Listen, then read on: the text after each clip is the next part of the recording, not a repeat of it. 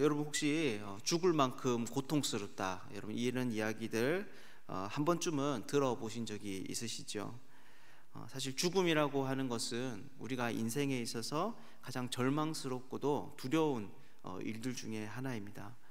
그렇기에 이 말은 그 사람이 당한 그 고통의 크기가 얼마나 큰지를 잘 표현해 주는 그런 말인 것 같습니다. 그런데 안타깝게도 참 우리의 삶은 어느 누구나 이런 순간을 피해 갈 수는 없는 것 같습니다.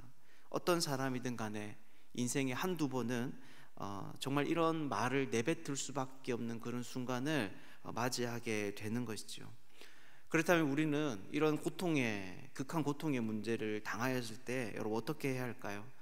특별히 신앙을 가진 우리들은 정신이 아득해질 만한 이런 순간을 만났을 때 어떻게 반응을 해야 하는 걸까요? 오늘 본문에 나오는 욥은 정말 자기의 인생 가운데 그런 순간을 맞이하고 있습니다. 모든 재산을 잃고 아내와 자식들도 잃었습니다. 거기다가 건강을 잃고 자신의 친구들은 자기를 지금 몰아세우기까지 하고 있습니다. 그래서 욥의 인생은 차라리 내가 죽는 것이 낫다라고 말할 만큼 벼랑 끝에 서 있는 것이죠. 그래서 오늘은 욥이 자기의 인생 가운데 이런 순간을 맞이하는 모습을 우리가 좀 함께 살펴보고, 또 우리 역시나 이 시기를 어떻게 보내야 되는지에 대해서 함께 좀 교훈을 얻도록 하겠습니다.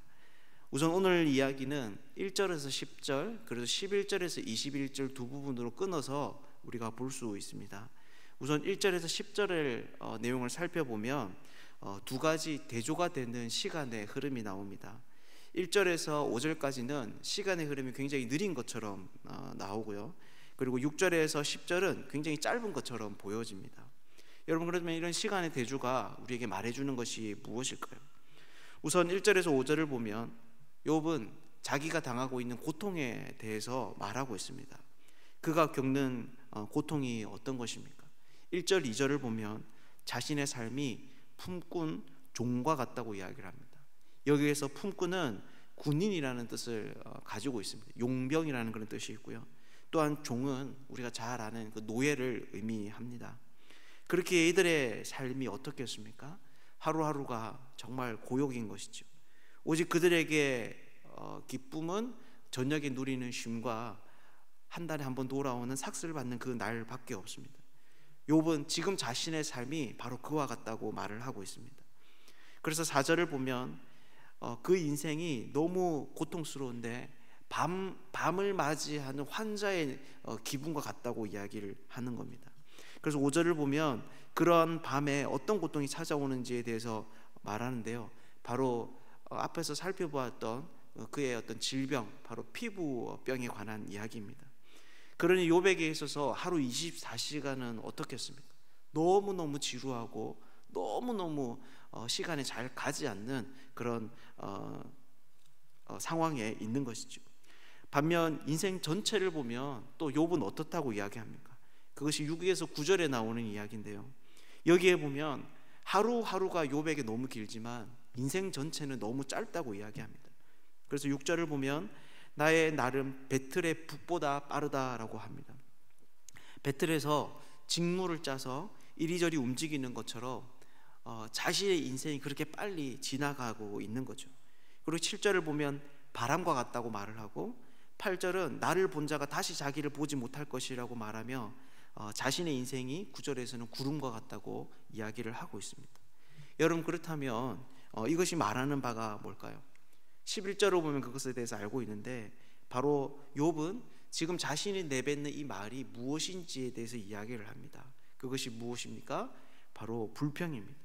즉 이러한 시간의 대조는 지금 자신이 처한 상황이 너무 고통스러워서 이렇게 구름이 지나가는 인생살이에 하루하루가 너무 길게 느껴진다고 하는 그런 자기의 불평이 바로 이 가운데 담겨져 있는 거죠. 사랑하는 여러분, 그렇다면 이것이 무슨 말이겠습니까? 바로 욥이 죽을 것 같은 그 고통스러운 상황 속에서 그것을 견뎌내는 중요한 한 가지가 바로 불평이라는 것입니다. 욥은 그저 이 시기에 그저 체면을 세운다고, 혹 자신이 알아왔던 신학적인 명제 때문에 괜찮은 척 침묵하지 않는 것이죠. 그런데 여러분, 이것은 또한 어떤 것입니까? 사실 우리가 성경에서 배워왔던 가르침과는 조금 다른 것입니다. 왜냐하면 성경은 우리에게 힘들어도 감사하라고, 고통 중에도 감사하라고, 범사에 감사하라고 가르치고 있기 때문이죠. 여러분, 그렇다면 오늘 우리가 보이고 있는 이 욥의 불평을 어떻게 이해해야 하는 걸까요? 1절에서 5절과 6절에서 9절은 시간의 흐름 외에 또 다른 것이 하나가 있는데요, 바로 욥이 말하고 있는 대상이 바뀌고 있다는 것입니다. 1절에서 5절은 그냥 혼자서 독백의 형식으로 자기 자신에게 이렇게 말하는 것처럼 보이지만 6절부터는 분명한 대상이 있는 말, 즉 하나님께 대해서 욥이 말하고 있는 거죠. 그리고 이것은 12절 이후에도 계속 이어집니다. 그리고 이러한 불평은 좀 더 노골화되고 하나님에 대한 원망으로 번져가고 있습니다. 그래서 12절을 보면 뭐라고 이야기합니까? 내가 바다 괴물이니까 주께서 어찌하여 나를 지키시나이까 라고 말합니다.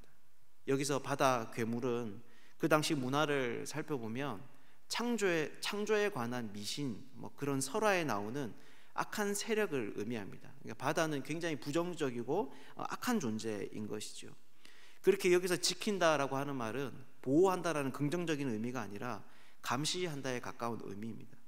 즉 욥은 하나님께 내가 무슨 괴물이냐고, 왜 하나님께서 자신을 그렇게까지 감시하냐라고 묻고 있는 거죠. 그리고 13절, 14절을 보면 잠자리, 침상 이런 말들이 등장하는데, 이것은 하나님께서 자기를 감시하다 못해 이제는 꿈에서까지 자기를 괴롭힌다라는 그런 의미입니다. 그래서 15절을 보면 차라리 질식사하는 것이 낫다. 그리고 16절을 보면 자기를 이제는 놓아달라고, 자기를 죽여달라고까지 이야기를 합니다. 17절은 우리가 시편에서도 찾아볼 수 있는 표현인데요, 시편에서는 어떻게 이야기합니까? 사람이 무엇이기에 주께서 그를 생각하시며 인자가 무엇이기에 주께서 그를 돌보시나이까 라고 이야기를 합니다. 이 시편은 사람의 존재가 얼마나 고귀하고 아름다운지 하나님의 영광에 견주어서 말하고 있는 그런 본문입니다. 그런데 오늘 우리가 보는 이 욥기에서는 그것과 완전히 반대입니다. 19절까지의 말씀을 보시면 아시겠지만 여러분, 이것이 무슨 말입니까? 바로 하나님께서 왜 나의 삶에 이렇게 일일이 간섭하시는가 라고 항의하는 말입니다. 당신이 그렇게 간섭하셨기 때문에 내 삶이 그냥 큰 상황, 큰 어려움을 하나 맞이하는 것이 아니라 내 삶의 모든 면면이 다 망가졌다고 지금 욥이 그렇게 하나님께 말하고 있는 거죠. 그리고 20절, 21절은 또 다른 맥락에서 하나님을 원망하는데, 20절은 여러분 어떤 이야기입니까? 20절 제가 한번 읽어드리겠습니다. 내가 범죄하였던들 주께 무슨 해가 되오리이까? 어찌하여 나를 당신의 관역으로 삼으셔서 내게 무거운 짐이 되게 하셨나이까? 라고 말합니다. 여러분, 이것이 무슨 말입니까? 내가 지은 죄가 얼마나 크기에 나를 이렇게까지 망가뜨려 놓는가 라고 하는 것이고, 자신이 좀 완전히 100% 의롭게 살았다고 말을 할 수는 없지만, 그래서 내가 좀 잘못을 했다고 어떻게 보면 인정을 하겠지만, 그렇다고 해서 정말 그것이 이렇게 큰 벌을 받을 만큼 중한 죄였는가 라고 하는 말이 여기에 담겨져 있는 거죠. 또한 21절을 보면 왜 자신의 허물을 사하여 주지 않는가라고 말합니다. 하나님은 얼마든지 누군가의 죄를 없이 만들 수 있고 용서할 수 있는데 왜 모든 이 대가를 자기에게 치르게 하는가라고 말하는 것이죠. 여러분, 그렇다면 결국 오늘 본문에서 욥이 말하고 있는 그 불평은 여러분 어떤 것입니까? 욥이 자신의 삶을 생각하며 불평하고 하나님에 대해서 말하고 있는 이 원망들은 여러분 무엇을 의미한다는 것입니까? 그냥 단순히 자기의 상황에 대해 못마땅함을 그런 터뜨리는 행위가 아닙니다. 바로 하나님 앞에서 자신의 삶에 대한 해답을 요구하는 행위, 자신의 인생에 대한 해답을 얻기 위해서 마치 야복강에서 야곱이 하나님과 씨름하였듯 고뇌하며 하나님을 붙들고 늘어지는 행위가 바로 이 욥이 보여주는 일인 것이죠. 그래서 욥의 이런 불평과 원망에는 무엇이 담겨져 있습니까? 바로 하나님에 대한 기대도 동시에 여기에 있습니다. 여전히 욥은 지금 자신의 삶을 완전히 바꿀 수 있는 분, 그리고 자기 인생에서 궁극적인 해답을 주실 수 있는 분은 하나님이라고 하는 그 신뢰가 여전히 욥의 이 불편한 감정 가운데 남겨져 있는 것이죠. 사랑하는 여러분, 그렇다면 이것이 무슨 말이겠습니까? 욥을 통해서 우리들 역시 감당할 수 없는 어려움을 당했을 때 어떻게 해야 된다는 말입니까?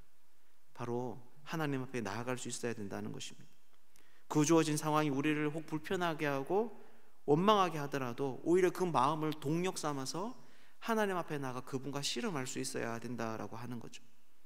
물론 우리가 가진 경험들은 정말 기가 막힌 상황을 만나면 기도조차 되지 않는다고 이야기합니다.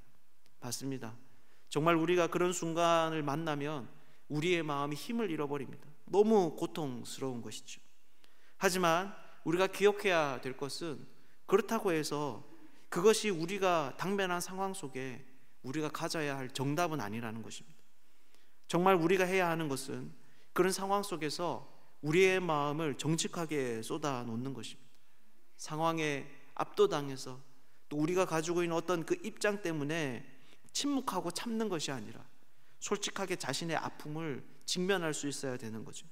그리고 그것을 가지고 하나님 앞에 갈 수 있어야 됩니다. 그분에 대한 신뢰를 버리지 말고, 그분에 대한 기대를 잊지 말고, 그 아픈 우리의 마음을 들고 하나님 앞에 나아가서 그분이 대답하실 때까지, 그분으로 응답을 얻을 수 있을 때까지 야곱처럼 치열하게 하나님 앞에서 시간을 보낼 수 있어야 한다는 것이죠. 왜 그렇습니까? 욥기 입장에서 우리가 살펴보았지만 결국 욥의 인생이 결정되는 것은 천상회의였기 때문입니다. 그렇게 욥은 이 땅에서 아무리 질문을 던지더라도 그 답을 얻을 수가 없습니다. 또한 이 땅의 방식으로서는 자기 인생을 바꿀 수가 없는 것이죠. 사랑하는 여러분, 혹 이 가운데 욥과 같은 그런 어려움을 가지고 이 자리로 나오신 분들이 계십니까? 절박한 심정으로 지금 이 자리에 앉아 계신 그런 분들이 있습니까? 이 새벽의 자리, 기도의 자리로 오신 것 여러분 너무나 잘 오신 것입니다. 우리가 정말 욥을 생각하면서 그렇게 하나님 앞에 기도할 수 있으면 좋겠습니다. 또한 일상의 평범한 삶을 살아가시는 분들도 이런 욥에 대해서, 하나님에 대해서 가지고 있는 그 욥의 변하지 않는 기대와 신뢰를 주목할 수 있으면 좋겠습니다. 그래서 하나님께 믿음 주시기를 구하고, 또 좋은 일이든 나쁜 일이든 어떤 상황이든 하나님 앞에 나아가기를 결단할 수 있으면 좋겠습니다. 이 자리에 있는 우리 모두가 우리의 모든 인생들이 해답이 하나님께 있음을 알고 욥처럼 견디기 힘든 고통스러운 상황조차도 하나님 앞에 나아갈 수 있는 그런 복된 사람들 되시기를 주님의 이름으로 축복합니다.